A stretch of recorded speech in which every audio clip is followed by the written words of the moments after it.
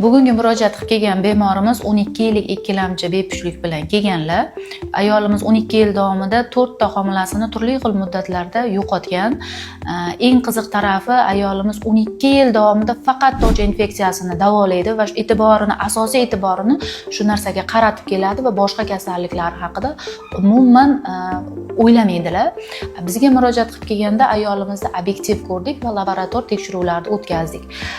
Ayolimizda aniqlangan narsa qalqonsimon bez ish faoliyatini buzilganligi va unga yondosh sifatida galaktoriya aniqlandi, kamqonlik aniqlandi. Eng achinarli jihati, biz UZIda ko'rganimizda ayolimizda bir taraflama tuxumdon zaxirasini umuman yo'qligini va ikkinchi tomonda yagona tuxum hujayrasi borligini ko'rishimiz mumkin. Bunaqa vaqtda biz ham nima yordam qila olamiz deb o'ylanamiz bunaqa oilalarga. Men bugun bu narsani chiqarishimdan maqsad nima demoqchiman?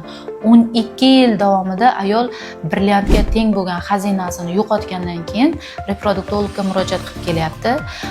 Agar sizlarda ham oilalarda homilaning bir marta, ikki marta rivojlanmay qolishi, tushishi, shunaqa holatlar kuzatilayotgan bo'lsa, kerakli vaqtda, o'z vaqtida reproduktologga murojaat qilishingizni tavsiya qilaman va muammongizdan kelib chiqqan holatda sizga kerakli tavsiya berilib, oilangizga quvonchiga sababchi bo'lishi mumkin.